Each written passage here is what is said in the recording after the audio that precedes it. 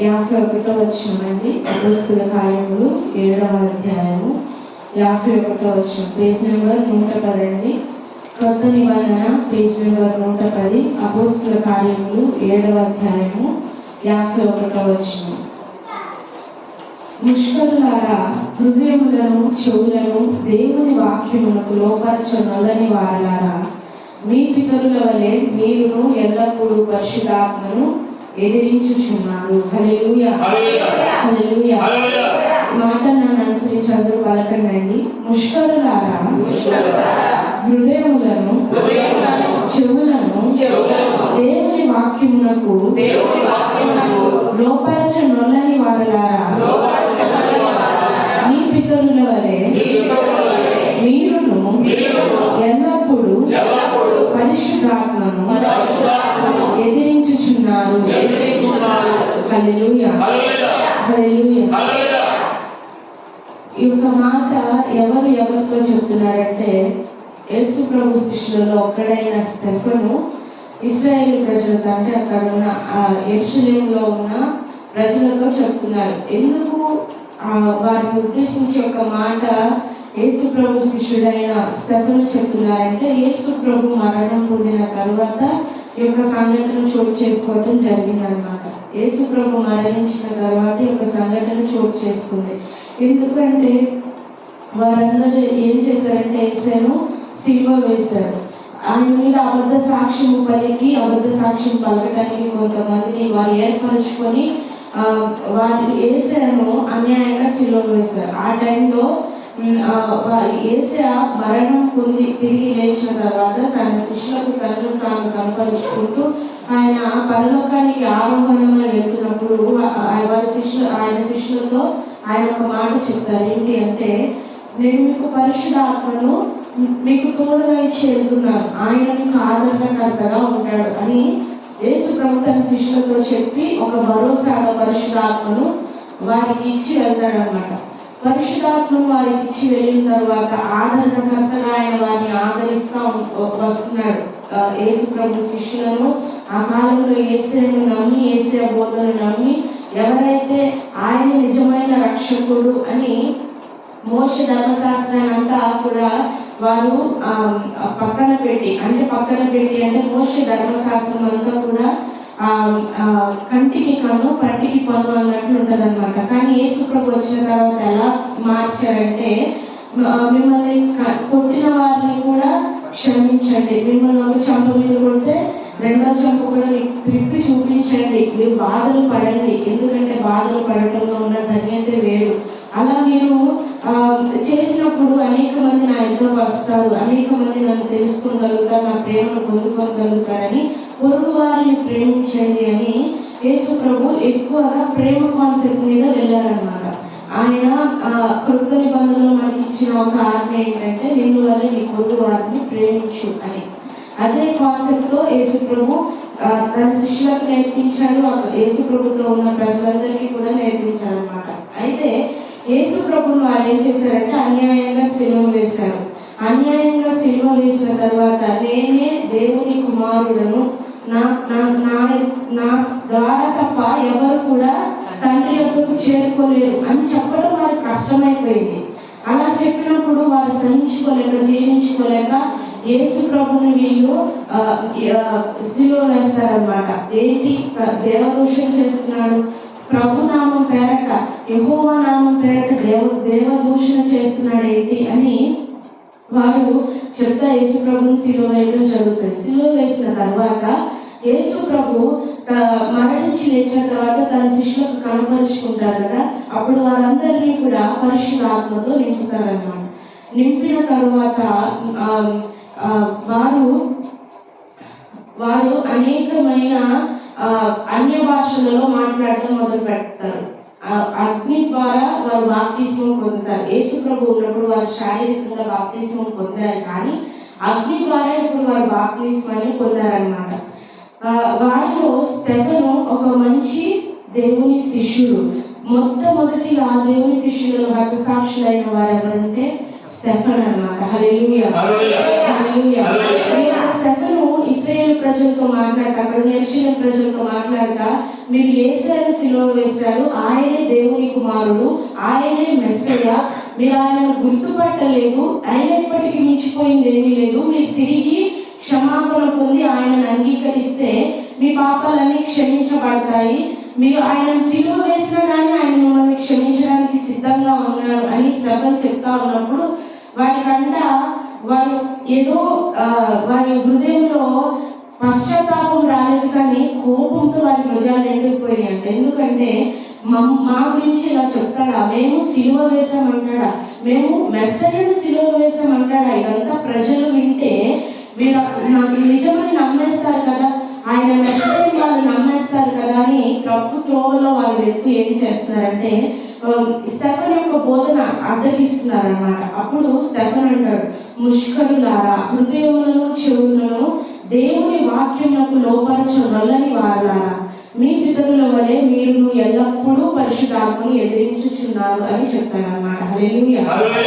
ముష్కరులారా అంటే మూర్ఖులారా, బుద్ధిహీనులారా, తెలివి తక్కువ వారలారా, మాట వినని వారలారా అని అర్థం అన్నమాట. ముష్కరులారా అంటే హృదయములను చెవులను దేవుని వాక్యాన్ని లోపరచడానికి ఇష్టపడట్లేదు. అప్పుడు స్టెఫన్ ఎలా చెప్తున్నాడంటే దేవుని వాక్యము, స్టెఫన్ అప్పుడు ఎలా చెప్తున్నాడంటే దేవుని వాక్యం మనం చదువుకున్నామండి.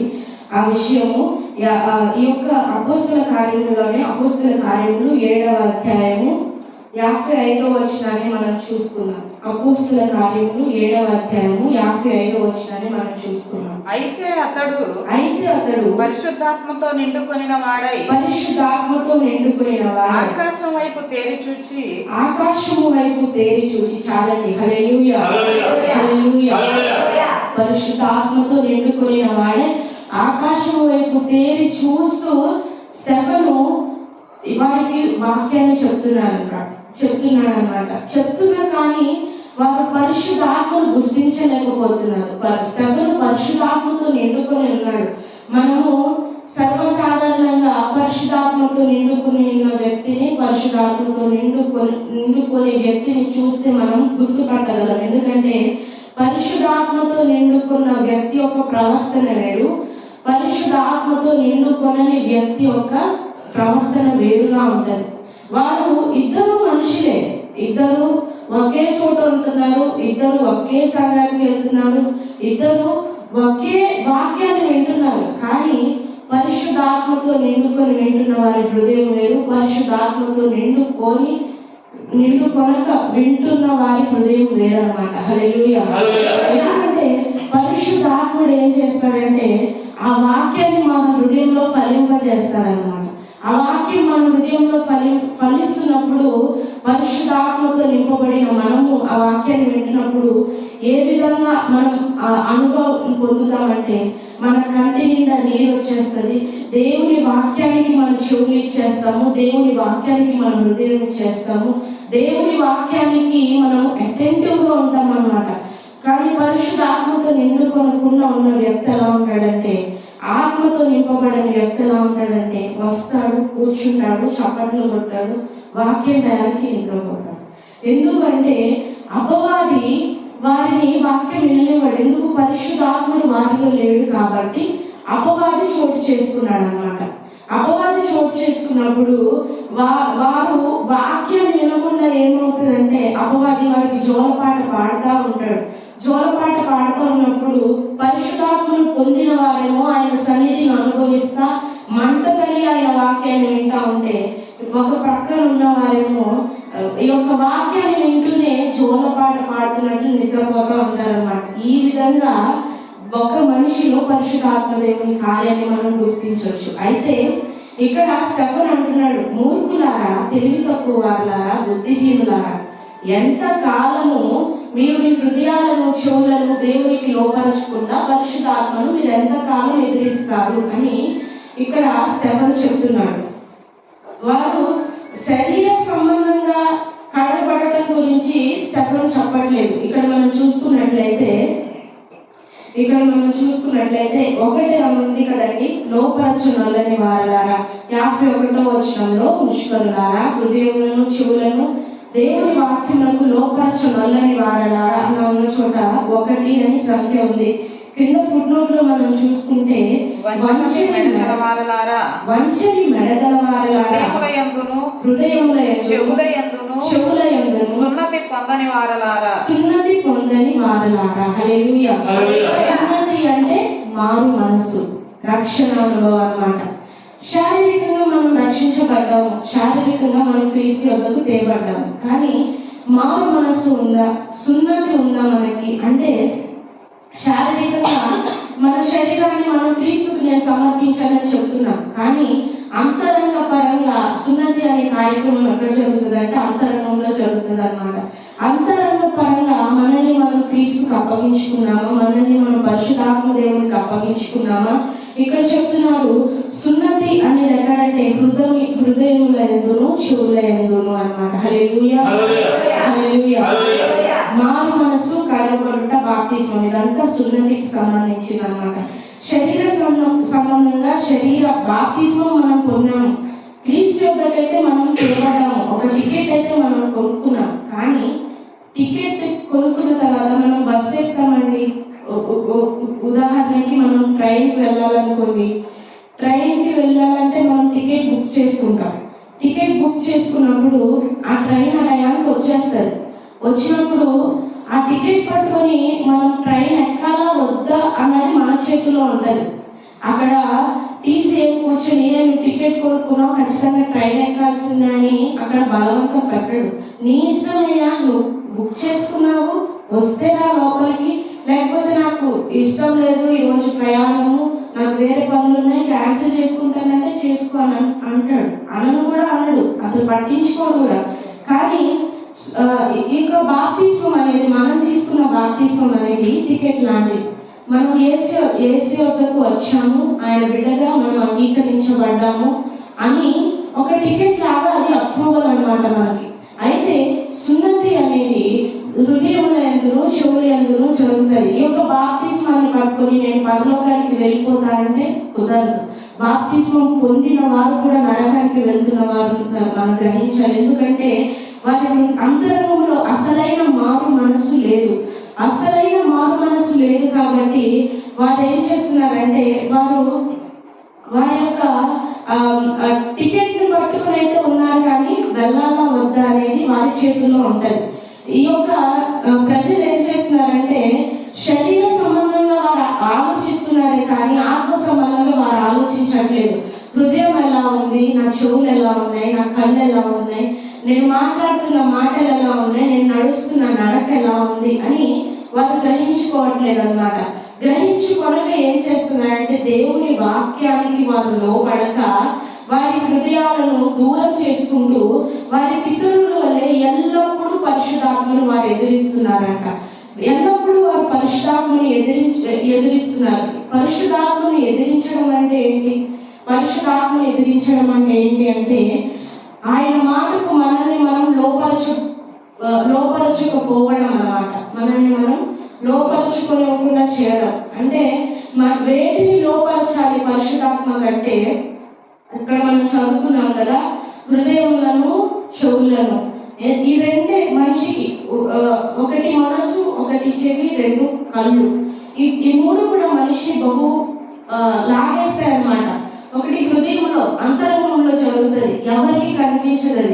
అది ఆ వేలో అపవాది పాపం వైపు తీసుకెళ్తాడు. 2 చెవి, మనం వింటున్న దాన్ని బట్టి అపవాది మనలో కార్యం చేస్తాడనమాట. దేవుని మాటలు వింటున్నామా, దేవుని యొక్క తలంపులతో మన హృదయం నింపబడుతుంది. దేవుని మాటలు వినకుండా లోక సంబంధమైన మాటలు వింటున్నామా, లోక సంబంధమైన తలంపులతో మన హృదయం నింపబడుతుంది అన్నమాట. ఈ 2 కూడా పరిశుద్ధాత్మ దేవునికి ఒక మంచి పాత్రలు అన్నమాట. మన జీవితంలో మనల్ని ఉపయోగించుకోవడానికి, ఆయనకు బహు దగ్గర కావడానికి 2 మంచి పాత్రలు, హృదయము, చెవులు. ఈ 2 కూడా పరిశుద్ధాత్మ దేవునికి చాలా ముఖ్యమైనవి. ఎందుకు మన హృదయాన్ని మనం పరిశుద్ధాత్మకు అప్పగించాలంటే మన హృదయాన్ని మనం 3 స్వాధీనంలో ఉంచుకోవచ్చు. ఒకటి మన స్వాధీనంలో మనం ఉంచుకోవచ్చు, 2 దేవుని స్వాధీనంలో మనం ఉంచవచ్చు, 3 అపవాది స్వాధీనంలో మనం ఉంచవచ్చు. అయితే ఎందుకు దేవుడు అలా వదిలేశాడు, స్వేచ్ఛగా వదిలేశాడు? ఎందుకు? మనిషిని చేసిన దేవునికి హృదయం మీద అధికారం ఉండదా అంటే ఉంటుంది. కానీ అక్కడ అపోస్తలుడైన పౌలు ఒక మాట అంటాడు. ఏమంటాడంటే, నాకు అన్నీ చేయదగిన స్వతంత్రం ఉంది కానీ అన్నీ చేయదగినవి కావు అని. ఎందుకంటాడంటే అతను తనను తాను పరిశుద్ధాత్మకు అప్పగించుకున్నాడు కాబట్టి ఆ మాట చెప్పగలుగుతున్నాడు. ఇక్కడ మన స్వాధీనంలో కనుక మన హృదయం ఉంటే ఈజీగా అపవాది చేతిలోనికి మనం వెళ్ళిపోతాం. అదే పరిశుద్ధాత్మ దేవుని స్వాధీనంలోనికి మన హృదయం వెళ్తే, మన హృదయాన్ని మనం పంపిస్తే అపవాదికి చోటుండదు, మన మీద మనకి కూడా అధికారం ఉండదు అన్నమాట. హల్లెలూయా, హల్లెలూయా. ఇక్కడ ముగ్గురు స్వాధీనంలో మనం ఉంచవచ్చు కదా. 1 మన స్వాధీనంలో, 2 దేవుని స్వాధీనంలో, 3 అపవాది స్వాధీనంలో.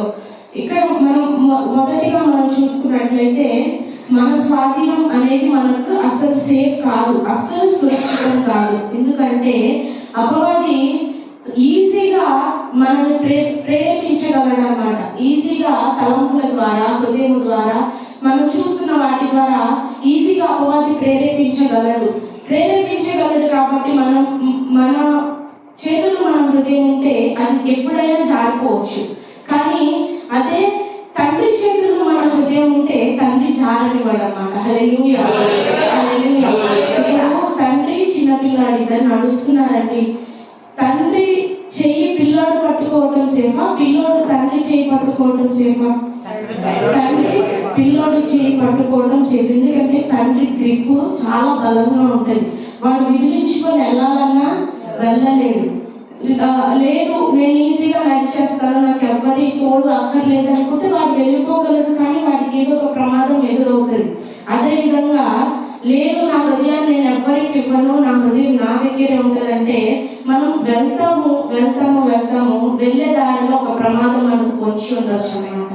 అదే తండ్రి చేతిలో మన హృదయాన్ని మనం పెడితే, పిల్లడు ఎలాగైతే తండ్రి చేతికి తన చేతిని ఇచ్చి తండ్రి నువ్వే నన్ను నడుపు, నీ చేతిలో ఉంటే సురక్షితంగా ఉంటానని తండ్రి ఎలా అయితే పిల్లడు చేయి గట్టిగా ఎలా అయితే పట్టుకున్నాడో, పరిశుద్ధాత్మదేవునికి మనం హృదయం ఇస్తే ఎటువంటి పాపపు బీజము పడినా కానీ అది మరణము క్రిందే లెక్క అన్నమాట. హల్లెలూయా. ఎటువంటి పాపము బీజం పడినా కానీ అది మరణిస్తుంది. ఎందుకంటే దానికి నీరు పోయటం అనేది ఉండదు.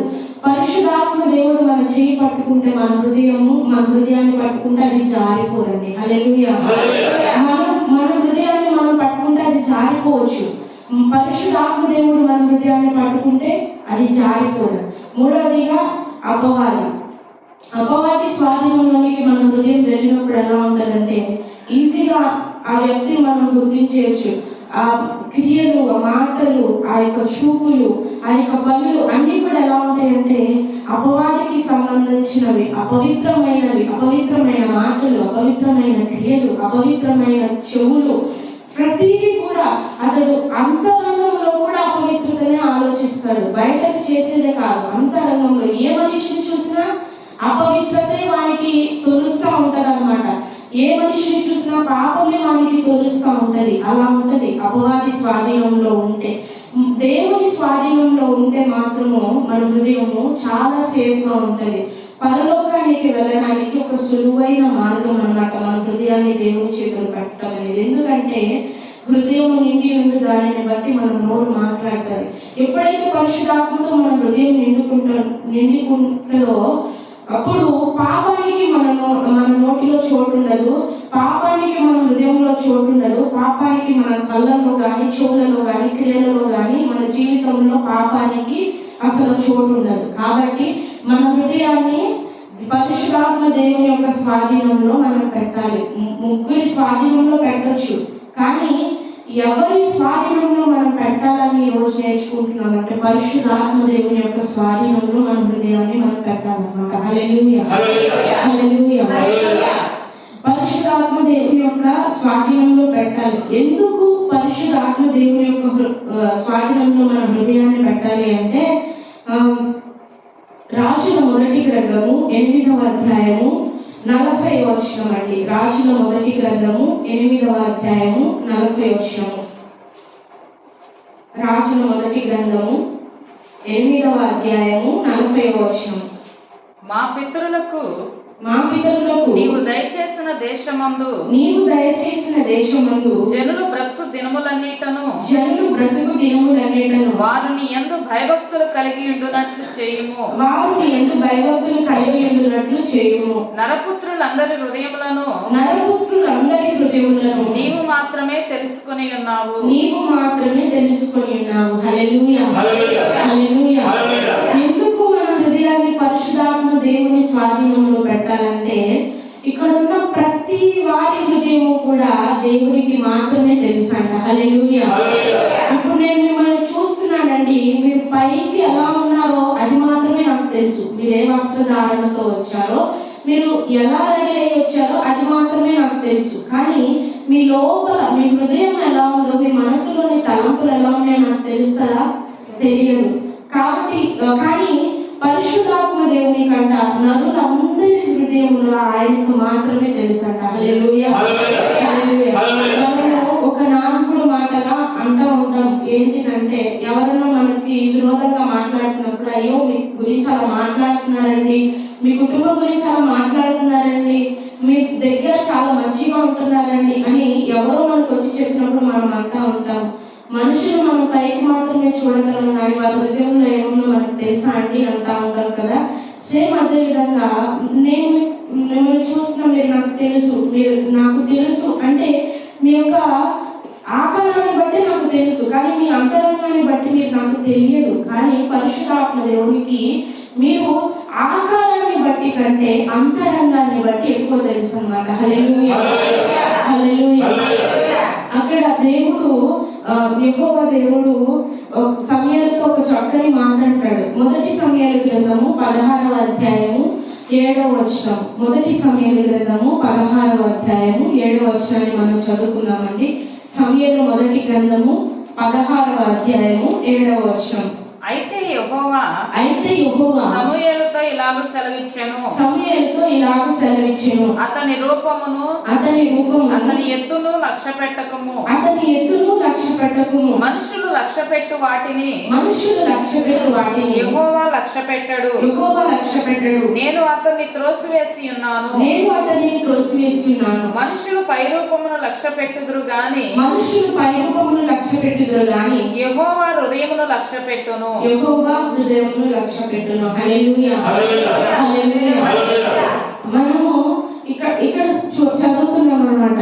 యెహోవా దేవుడు సమూయేలుతో మాట్లాడుతున్నాడు. ఈ యొక్క సంభాషణ అంతా కూడా మనందరికీ తెలిసిన సంభాషణ. దావీదు రాజుగా ఎన్నుకునే టైంలో అతని అన్నలందరినీ సమూయేలు పిలుస్తాడనమాట.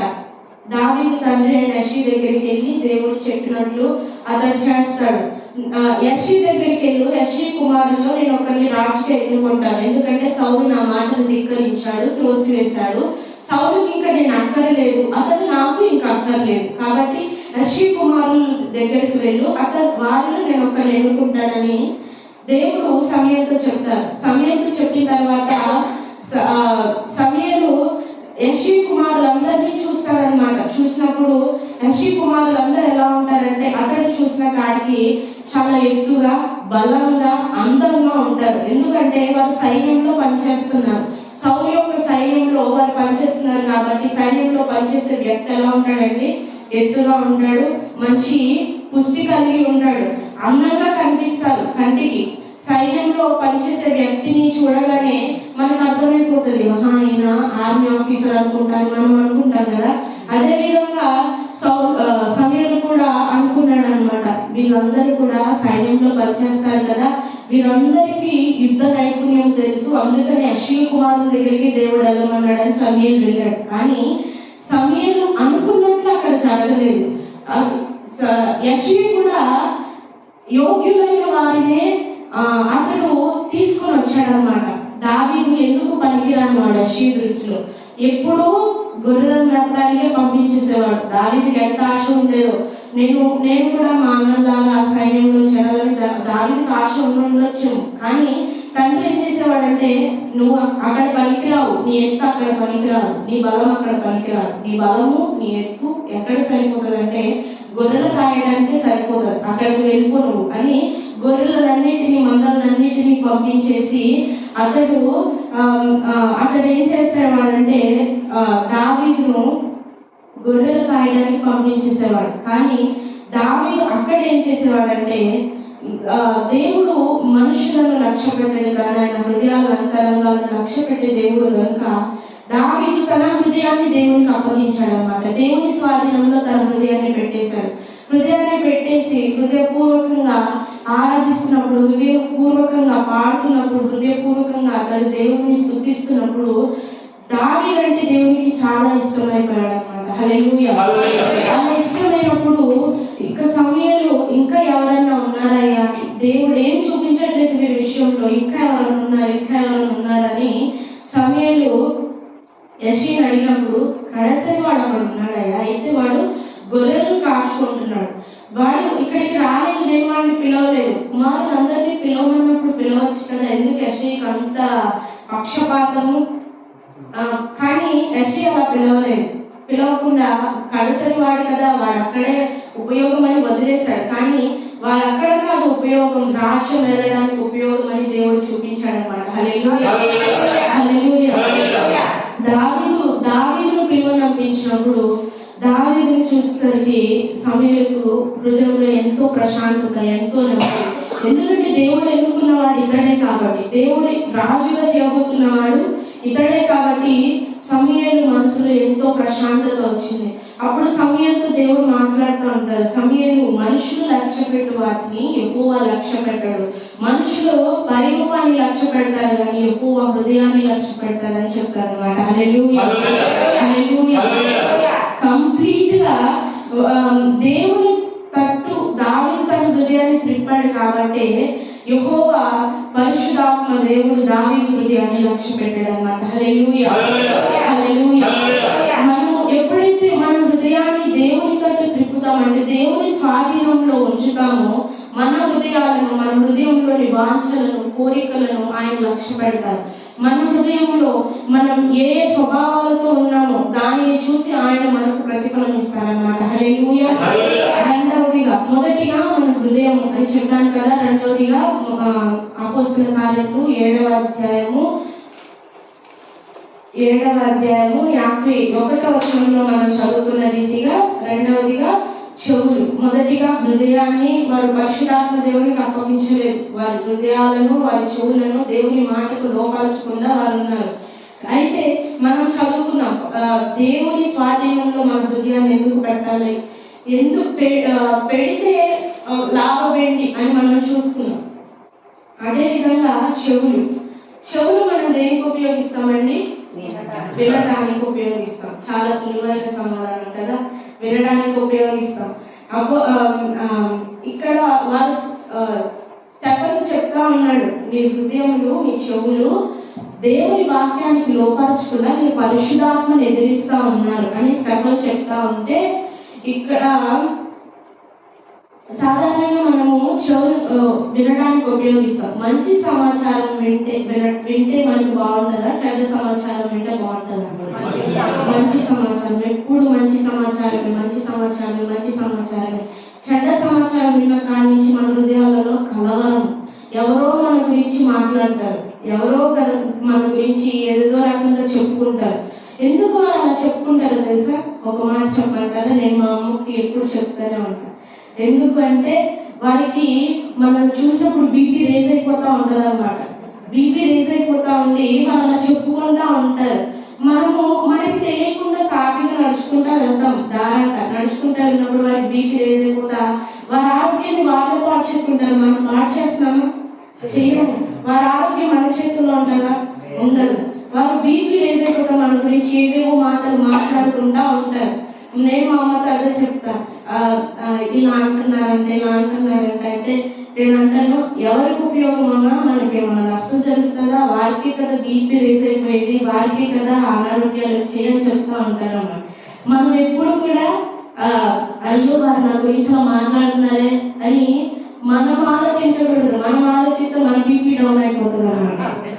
కాబట్టి మనం ఏం చేయాలంటే, మనకి చెవులు ఉన్నాయి కదా అని ప్రతి వారు చెప్తున్న మాట మన చెవిలో మనం వేసుకుంటే మన బీపీ డౌన్ అవుతుంది, వారు మాట్లాడే కొద్ది వారి బీపీ రేజ్ అవుతుంది. కాబట్టి మనం ఏం చేయాలంటే, ఎప్పుడు కూడా బయట వారి మాటలు మనం వినకూడదు. ఎందుకంటే మన జీవితం మనకు తెలుసు, మన జీవితం దేవునికి తెలుసు, మన జీవితం మన కుటుంబానికి తెలుసు. హల్లెలూయా, హల్లెలూయా. ఇక్కడ చెవులో మనం మంచి సమాచారాన్ని వినడానికి ఉపయోగిస్తాం. అయితే ఇక్కడ స్టెఫను మంచిగా శుభవచనాన్ని తెచ్చి, అయ్యా మీరు ఆయనను సిలువ వేశారు, మెస్సీను సిలువ వేశారు, అయినా పర్లేదు, మీరు తెలియక సిలువ వేశారు, కానీ ఇప్పుడు నేను చెప్తున్నాను, ఆయన నిజమైన మెస్సయ్య, ఆయన దేవుని కుమారుడు, ఆయన ద్వారా మీరు పరలోకానికి వెళ్తారు, తండ్రి యొద్దకు ఆయన ద్వారానే మీరు వెళ్తారు అని స్టెఫను చెప్తా ఉన్నప్పుడు మనం ఆ మాట చదువుకుందామండి. అపోస్తల కార్యములు 7వ అధ్యాయము, అపోస్తల కార్యములు 7వ అధ్యాయము 57వ వచనము. అపోస్తల కార్యములు 7వ అధ్యాయము 57వ వచనము. అప్పుడు వారు పెద్ద కేకలు వేసి చెవులు మూసుకొని ఏకముగా అతని మీద పడి హల్లెలూయా. అక్కడ స్టెఫను చెప్తున్నది ఏంటి? పరిశుద్ధాత్మతో నిండుకొనిన వాడే అతడు ఆకాశం వైపు అతడు చూస్తున్న దర్శనాన్ని స్టెఫను చెప్తున్నాడు. అక్కడ ఇదిగో ఆకాశము తెరవబడుటయు, మనిషి కుమారుడి దేవుని కుడిపార్శ్వమందు నిలిచి ఉండటయు చూచుచున్నానని అతడు చెప్తా ఉంటే, పరిశుద్ధాత్మతో నిండుకొని వారు చెవులంట మూసుకుంటున్నారంట, పెద్ద కేకలు వేస్తూ వారు మూసుకుంటున్నారంట.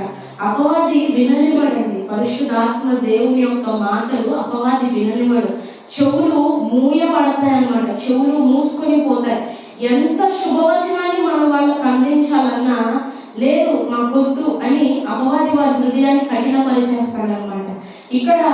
అక్కడున్న ప్రజలు అదే చేస్తున్నారు. ఇదిగో మనిషి కుమారుడు యేసుక్రీస్తు ప్రభువు తండ్రి కుడి పార్శ్వమందు నిల్చుంటే నేను చూస్తున్నాను, మీరు ఇప్పుడే క్షమాపణ పొంది మీరు చేసిన పాపాన్ని బట్టి ఆయన వైపు తిరగండి, క్షమాపణ పొందండి, మారు మనసు పొందండి అని చెప్తుంటే వారు వినకుండా చెవులు మూసుకుంటూ కేకలు వేస్తూ, ఆయన మాటలు వారికి వినకుండా కేకలు వేస్తూ చెవులు మూసుకొని ఏకముగా అతని మీద పడ్డారంట. అతని మీద పడి ఏం చేశారో తెలుసా? అతనిని రాళ్లతో కొట్టి చంపేశారన్నమాట.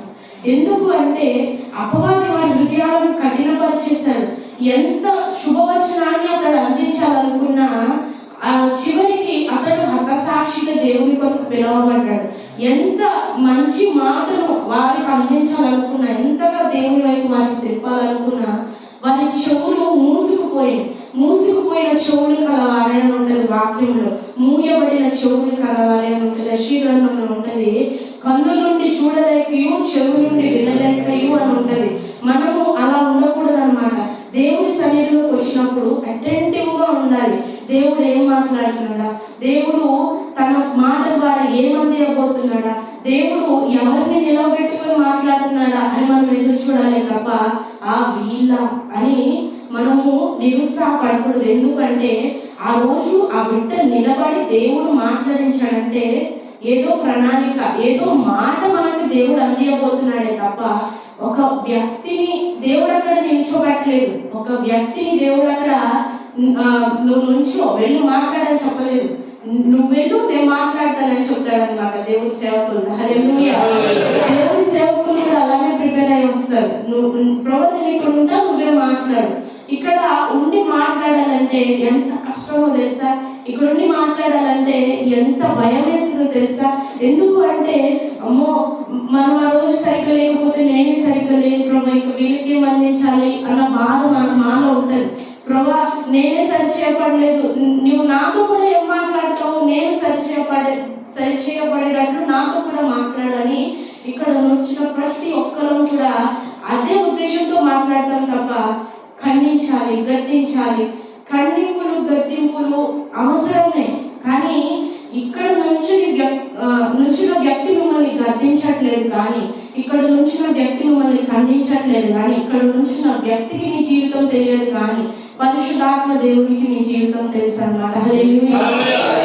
సర్వసాధారణంగా ఇక్కడ నుంచిన ప్రతి వ్యక్తి కూడా మనిషిని ఏదో ఒక మాట అనాలి అంటే ఆలోచిస్తారు, కానీ ఇక్కడ నుంచి గట్టిగా మాట్లాడుతున్నారు, ఇక్కడ నుంచి గద్దిస్తున్నారు, ఇక్కడ నుంచి హెచ్చరిస్తున్నారంటే అది వారి వల్ల అయ్యే పని కాదు, వారి వల్ల అయ్యే పని అస్సలు కాదు. ఎందుకంటే కేవలం పరిశుద్ధాత్మ దేవుడే వారిని నడిపిస్తున్నాడు అన్నమాట. హల్లెలూయా. హల్లెలూయా. చాలా నొప్పిగా ఉంది, నొప్పి కలిగించే మాటలు, అంటే నొప్పి కలిగించే మాటలు ఆ మాటలు మనకు గుచ్చుకుంటున్నాయంటే గుచ్చుకోవడానికి అక్కడ ఏదో మనం పెట్టామన్నమాట. ఏదో పెడితేనే గుచ్చుకుంటాయి, ఏమి లేకపోతే గుచ్చుకోవు కదా, ఏమి లేకపోతే గుచ్చుకోవు. అదే విధంగా దేవుడి సన్నిధిలోకి మనకు వచ్చినప్పుడు, మన చెవులను దేవుడి వాక్యానికి ఇచ్చినప్పుడు మన హృదయంలో ఏదో గుచ్చుకుంటుంది. ఆ వాక్యం వింటున్నప్పుడు ఏదో మన హృదయంలో గుచ్చుకుంటుందంటే ఏదో మన హృదయంలో ఉంది, అది తొలగించుకోమని దేవుడు హెచ్చరిస్తున్నాడు అన్నమాట. హల్లెలూయా. హల్లెలూయా. స్టెఫను చెప్తున్న మాటలు వినకుండా పరిశుద్ధాత్మతో అతడు నిండి మాట్లాడుతున్నప్పుడు వారు కేకులు వేసి అవి వారికి వినపడకుండా చెవులు మూసుకున్నారట. చెవులు మూసుకొని అతన్ని చంపడానికి వారికి మనసు వచ్చింది, కానీ అతను చెప్పే మాటలు వినడానికి వారికి మనసు రాలేదన్నమాట. ఈ దినాలలో కూడా దేవుడి సేవకుడు నుంచుని వాక్యం చెప్తా ఉంటే ఆ సంఘాన్ని విడిచి వెళ్ళిపోవడానికి మనసు ఉంటుంది, కానీ సరి చేసుకోవడానికి మనసు ఉండట్లేదు. ఆ దేవుని సేవకుల మీద లేనిపోయి పుట్టించడానికి మనసు ఉంటుంది, కానీ వారి బ్రతుకులను మాత్రం మార్చుకోవడానికి మనసు రావట్లేదు. ఆ విధంగా మారిపోయింది ఈ రోజు దినాలలో భక్తి. కానీ ఆ దినాలలో భక్తి, ఆది అపోస్తుల కాలంలో భక్తి ఎలా ఉండేదంటే కరాఖండిగా చెప్పేసేవారు. ఇప్పుడు చెప్తున్న దానికంటే వారు కఠినంగా చెప్పేసేవారు అన్నమాట.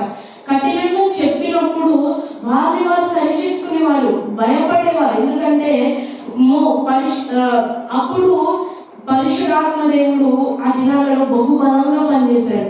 ఈ దినాలలో కూడా ఆయన పనిచేస్తున్నాడు, పని చేయట్లేదని నేను అనట్లేదు, కానీ మనుషులకు మార్చుకునే స్వభావం ఉండట్లేదని మాత్రమే నేను అంటాను. హల్లెలూయా. పరిశుద్ధాత్మ దేవుడు ఎప్పుడు తన కార్యాన్ని ఆలస్యం చేయడు, ఎప్పుడు కూడా ఆయన వెనకాడడు, కానీ మనుషులు దానికి సిద్ధంగా ఉండాలి. మనుషులు సిద్ధంగా లేకపోతే ఆయన ఏమీ చేయలేడు. మనుషులు తమ హృదయాలను ఆయన తట్టు తిప్పుకోకపోతే ఆయన ఏమీ చేయలేరు అన్నమాట. పరిశుద్ధాత్మ దేవుడు ఊరికి అలా నుంచుంటాడు, నుంచుని ఎప్పుడు వస్తారా అని చూస్తాడు, ఎప్పుడు నా వైపు తిప్పబడతారా అని చూస్తారు. ఆయన మనల్ని స్వేచ్ఛ వదిలేస్తారండి. బలవంతంగా అంటే ఎంతవరకు బలవంతంగా నడిపించగలుగుతాం? మనకు తెలిసిన ఒక సామెత ఉంటుంది కదా, గుర్రాన్ని చెరువు దాకా నడిపిస్తాం కానీ నీళ్ళు తాగుతుందా తాగదా అని దాని ఇష్టం. అదేవిధంగా మనము దేవుని సన్నిధికి వస్తాం, కానీ దేవుని పరిశుద్ధాత్మతో నింపబడే వాక్యాన్ని వింటామా, వాక్యం అనుసరించి జీవిస్తామా, జీవించమనేది మన ఇష్టము. పరిశుద్ధాత్ముడు కార్యాన్ని చేయటం మొదలు పెడితే మనముగా కనిపించము ప్రజలకు. హల్లెలూయా. మనలో పరిశుద్ధాత్మ దేవుడు కనిపిస్తారనమాట. హల్లెలూయా. హల్లెలూయా. మనం ఏం వినాలి? మంచి వినాలి, చెడు వినకుండా మన చెవుని మూసుకోవాలి. కానీ వాళ్ళు పరిశుద్ధాత్మ బోధని ధిక్కరించేస్తున్నారు. పరిశుద్ధాత్మ బోధ వారికి వినపడకుండా వారి చెవులు మూసుకుంటున్నారంట. గట్టిగా కేకలు వేస్తున్నారంట. ఏం కేకలు అవి? ఎర్రి కేకలు ఎందుకు అవుతున్నాయంటే పరిశుద్ధాత్మ దేవుని యొక్క బోధన వారికి వినపడకుండా చేసేదే ఎర్రి కేక అన్నమాట. మనము దారంగా నడుస్తూ ఉంటామండి. దారంగా మన పని మనం చేసుకుంటా వెళ్తూ ఉంటాం. మనం అంటే పడని వారు మన దారిలో వెళ్తున్నప్పుడు ఎలా ఉంటారు చెప్పండి? వారు కుదురు ఉంటారా? ఉండరు. మన పని మనం చేసుకుంటున్నాం, మనం నడుస్తున్నాం, కానీ వారు ఏవో సినిమా పాటలు గట్టిగా పాడతారు, కావాలని పాడతారు. ఎందుకు? మనల్ని చూసే పాడతారు. వారేవో ఏవేవో వెర్రి కూతలు కూస్తూ ఉంటారు, చాలా నానా రకాలుగా మాట్లాడుతూ ఉంటారు. ఎందుకు? మనం అంటే ద్వేషము కాబట్టి. వారు పరిశుద్ధాత్మను ద్వేషించే స్టేజ్ లో ఉన్నారు అక్కడ. కాబట్టి వెర్రికేకలు వేస్తూ ఆయన మాటలు వారికి వినపడకుండా వారి చెవులు మూసేసుకున్నారంట. కానీ ఈ దినం నుంచి మనం అలా ఉండకూడదు. ఎందుకంటే మన చెవులు ఆయన బోధకు మనం అప్పగించాలి. ఆయన బోధకు మనం అప్పగించినప్పుడు మన హృదయంలో ఆ విత్తనం పడినప్పుడు పరిశుద్ధాత్మ దేవుడు దాన్ని మొలకెత్తడం ప్రారంభింపజేస్తారనమాట. అది ప్రారంభించి ఫలించి పెద్ద వృక్షమై ఫలాలు ఇచ్చే వరకు మనకు అర్థం కాదు పరిశుద్ధాత్మ దేవుడు ఏం చేస్తారు. కానీ ఆ సమాధానాన్ని మనం అనుభవించగలుగుతాం. పరిశుద్ధాత్మ దేవుని యొక్క సమాధానాన్ని మనం అనుభవించగలుగుతాం అన్నమాట. హల్లెలూయా, హల్లెలూయా. అయితే మనకి ఏంటి లాభం? చెవులు మన పరిశుద్ధాత్మ దేవునికి అప్పగిస్తే మనకేంటి లాభం అంటే యెషయా గ్రంథము 33వ అధ్యాయము 15వ వచనం మనం చదువుకున్నామండి. యెషయా గ్రంథము 33వ అధ్యాయము 15వ వచనం. యెషయా గ్రంథము 33వ అధ్యాయము 15వ వచనము. నీతిని అనుసరించి నడుచుచు యథార్థముగా మాట్లాడుచు నిర్బంధముల వలన వచ్చు లాభమును ఉపేక్షించుచు లంచము పుచ్చుకొనకుండా తన చేతులను మలుపుకొని హత్య అను మాట వినకుండా చెవులు మూసుకొని చెడుతనము చూడకుండా కన్నులు మూసుకొనవాడు ఉన్నత స్థలమున నివసించును. హల్లెలూయా, హల్లెలూయా. హత్య అంటే అది కేవలం నరహత్య కాదు. పరిశుద్ధాత్మలో మనం చూసుకున్నట్లయితే, ఆత్మీయ జీవితంలో మనం చూసుకున్నట్లయితే, మనము ఏది చేసినా కూడా పరిశుద్ధాత్మ దేవుని కంటే ఎక్కువగా దేన్ని మనం ప్రేమించినా అది విగ్రహారాధన కింద లెక్క. అంటే మనము పరిశుద్ధాత్మ దేవునికి మనం ప్రాముఖ్యత ఇవ్వకపోతే అది బహు భయంకరమైన పాపము. ఆయన నిర్లక్ష్యం చేసే బహు భయంకరమైన పాపము. ఇక్కడ మనం చదువుకున్నాం, చెడుతనము చూడకుండా కన్నులు మూసుకున్నవాడు, హత్య అను మాట వినకుండా చెవులు మూసుకొని, చెడుతనము చూడకుండా కన్నులు మూసుకున్నవాడు ఉన్నత స్థలంలో నివసించును. మనం ఎప్పుడైతే మన చెవులను పరిశుద్ధాత్మ దేవునికి అప్పగిస్తామో, లోకంలోని మాటలకు మనం చెవి ఇవ్వకుండా, లోకంలోని వార్తలకు మనం చెవి ఇవ్వకుండా, ఎప్పుడైతే ఆయన వాక్యానికి మనం చెవి ఇచ్చి, ఆయన మాటకు మనం చెవి ఇచ్చి, ఆయన మాటకు మనం లోపడతాము, మనం ఉన్నత స్థలంలో నివసిస్తాం అన్నమాట. హల్లెలూయా, హల్లెలూయా. ఇంకొక మాట మనం చదువుకున్నామండి. తిమోతికి రాసిన 2వ పత్రిక 4వ అధ్యాయము 3వ వచనం. తిమోతికి రాసిన 2వ పత్రిక 4వ అధ్యాయము 3వ వచనం. తిమోతికి రాసిన 2వ పత్రిక 4వ అధ్యాయము 193వ వచనం. పేజ్ నెంబర్ 195 అండి. ఎందుకనగా జనులు హితబోధను సహింపక దురద చెవులు గలవారై తమ స్వకీయ దురాశలకు అనుకూలమైన బోధలను తమ కొరకు పోగు చేసుకొని హల్లెలూయా. ఇక్కడ అపోస్తలుడైన పౌలు తిమోతికి లేఖ రాస్తున్నాడు. ఇది 2వ లేఖ, అతనికి రాసిన 2వ లేఖ. అతను చెప్తా ఉన్నాడు అపోస్తలుడైన పౌలు, అయ్యా మనము దేవుని వాక్యాన్ని ప్రకటిస్తున్నాము, సమయమందు అసమయమందు అని మనం చూడక ప్రయాసపడుతూ దేవుని వాక్యాన్ని మనం ప్రకటిస్తున్నాము. దీర్ఘశాంతంతో ఉపదేశించు, ఖండించు. నువ్వు బోధిస్తున్నప్పుడు దీర్ఘశాంతంగా ఉండు, ఉపదేశించు, బోధించు, ఖండించు అని చెప్తా, గద్దించు, బుద్ధి చెప్పు అని చెప్తా అతను ఏమని రాస్తున్నాడంటే, ఎందుకనగా జనులు హితబోధను అంటే మంచి బోధను సహింపక దురద చెవులు గలవారై, ఆరోగ్యకరమైన బోధన సహింపక దురద చెవులు గలవారై తమ స్వకీయ దురాశలకు అనుకూలమైన బోధకులను తమ కొరకు పోగు చేసుకునేది. ఈ రోజులలో అనేక మంది సేవకులు వచ్చేసారు. ఎందుకు వచ్చారు అనేక మంది సేవకులు? ఈ యొక్క సంఘంలో ఒక వాక్యం చెప్పబడితే ఈ సంఘం నుంచి ఒక సేవకుడు తయారై వెళ్తాడు.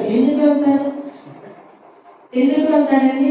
వారికి ఈ సంఘంలో చెప్తున్న గద్దింపులు, బుద్ధి చెప్పడము, హెచ్చరిక, మంచి బోధ వారికి చెవులకు ఎక్కకుండా వారి చెవులు దురదెక్కిపోయి, ఆ మాటలు విని దురదెక్కిపోయి వారు ఏం చేస్తున్నారంటే వారికంటూ తమ స్వకీయ దురాశలకు అనుకూలమైన ఒక బోధకుని వారు ఏర్పరచుకుంటున్నారు. ఏర్పరచుకున్నారు. అనుకూలమైన బోధకుల్ని వారు ఏర్పరచుకొని తమ కొరకు పోగు చేసుకొని ఒక సంఘంలో నుంచి వెళ్ళిపోయి వారు సంఘాన్ని పెట్టుకుంటున్నారు. అలా ఉంటున్నాయి ఈనాడు సంఘాలు. మనము చాలా జాగ్రత్తగా ఉండాలి. మనం చెవి ఇస్తున్నాము వాక్యానికి అంటే ఎటువంటి వాక్యానికి మనం చెవి ఇస్తున్నాము? గద్దింపులకు, హెచ్చరికలకు మనం చెవి ఇస్తున్నామా? అది హితబోధ. లేదు కేవలము దీవెనలకి, ఆశీర్వాదాలకి మనం చెవులు ఇస్తున్నామా? గమనించుకోండి. ఎప్పుడైతే గద్దింపులు, హెచ్చరికలు ఉంటాయో అక్కడ పరిశుద్ధాత్మ దేవుడు పనిచేస్తున్నట్టు. లేదు వారు మామూలుగా చెప్పుకెళ్ళిపోతున్నారా? మీకు అనుకూలంగా మిమ్మల్ని చూసుకుంటూ నవ్వుకుంటూ మీరు ఎలా ఉన్నా చెప్పుకెళ్ళిపోతున్నారా? జాగ్రత్త, అది పరిశుద్ధాత్మ దేవుడు పనిచేయని సంఘం అన్నమాట. హల్లెలూయా, హల్లెలూయా. ఇలాంటి దినాలలో జాగ్రత్తగా మనం ఉండాలి. ఎందుకంటే అనేకమైన బోధకులు వచ్చేస్తారు, కానీ పరిశుద్ధాత్మ దేవుని యొక్క బోధకు మనం చెవినివ్వాలన్నమాట. ఎప్పుడైతే మనం చెవినిస్తామో మన హృదయాన్ని ఆయనకు లోపరుస్తాము, ఉన్నత స్థలమున మనం నివసిస్తాము. ఈ దినం నుండి మనం పరీక్షించుకుందాం. ఈ దినాన్ని మనల్ని పరీక్షించుకుందాం. మన హృదయము, మన చెవులు ఈ నెల అంతా ఎలా ఉన్నాయి? దేవుని సన్నిధిలో గడిచిన నెలంతా ఎలా ఉన్నాయి? రేపు మనం బల కార్యక్రమంలో అడుగు పెట్టబోతున్నాం, చేయబోతున్నాం.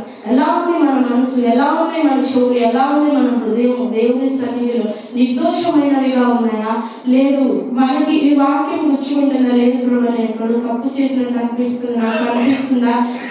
దేవుని సన్నిధిలో జాగ్రత్తగా మిమ్మల్ని మీరు పరీక్షించుకోండి.